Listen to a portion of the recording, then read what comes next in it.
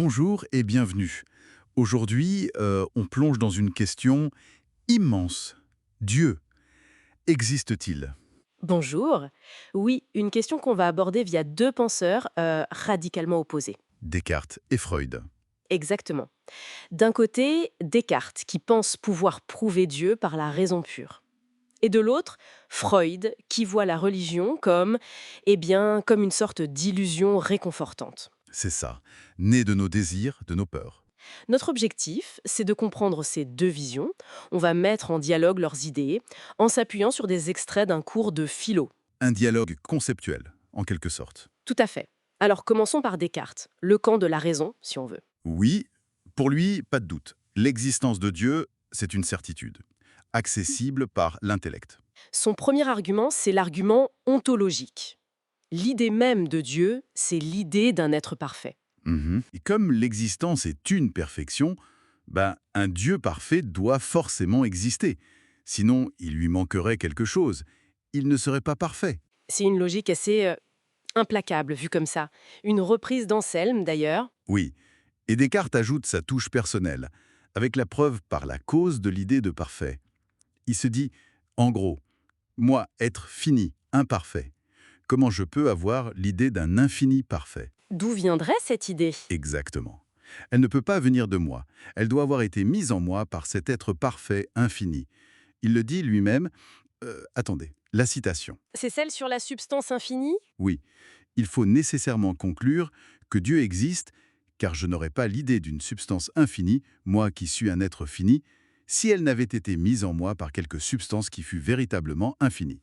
C'est assez direct. Ce qui est frappant chez Descartes, c'est cette confiance immense, absolue presque, dans la raison humaine. Pour lui, notre esprit, juste par sa logique, peut saisir des vérités métaphysiques. Comme l'existence de Dieu. Exactement.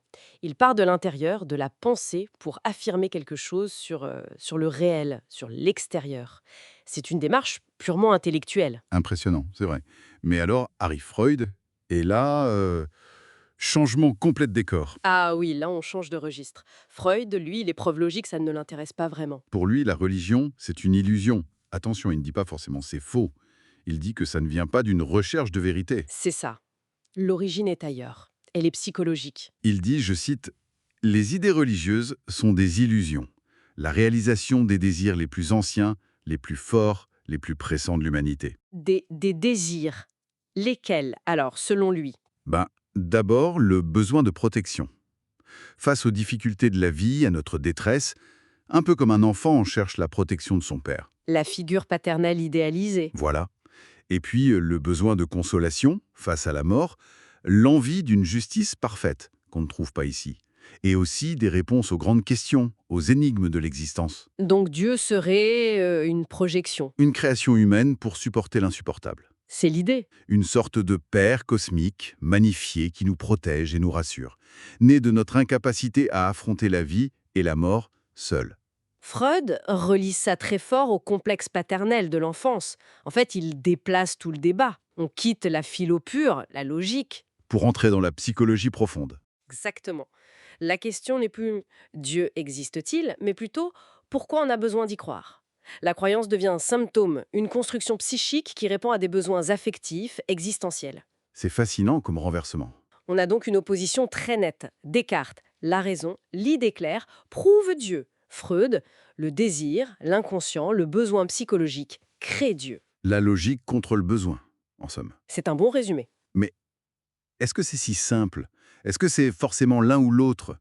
La foi, ce n'est peut-être pas juste une case, raison ou besoin. C'est une excellente question. Est-ce qu'il ne pourrait pas y avoir une interaction, une quête de sens qui mobilise la raison et qui répond aussi à des besoins profonds? D'ailleurs, même après Descartes, des philosophes comme Kant ont montré que la raison pure a ses limites pour prouver Dieu, que la foi c'est peut-être autre chose que du savoir scientifique ou logique. Tout à fait. Et c'est là que ces deux perspectives, même opposées, sont utiles aujourd'hui. Elles nous donnent des clés pour comprendre pourquoi les gens croient ou ne croient pas. Et la diversité des expériences. Exactement. Certains vont adhérer par conviction intellectuelle, d'autres par besoin émotionnel ou un mélange. Ça montre que la foi, ou l'absence de foi, ça engage toute la personne. Raison, émotion, histoire. Donc pour résumer rapidement, Descartes, la foi fondée sur la preuve rationnelle, Freud, la foi comme illusion nécessaire née de notre psyché, C'est ça. Deux pôles extrêmes d'une question complexe. et pour laisser matière à réfléchir. Oui, une dernière pensée.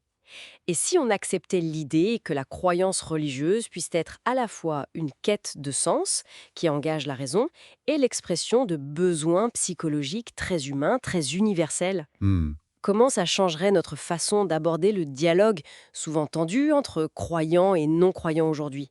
Est-ce que ça n'ouvrirait pas la porte à plus de nuances, peut-être plus de compréhension mutuelle? Une piste intéressante pour continuer la réflexion. Merci beaucoup. Merci à vous.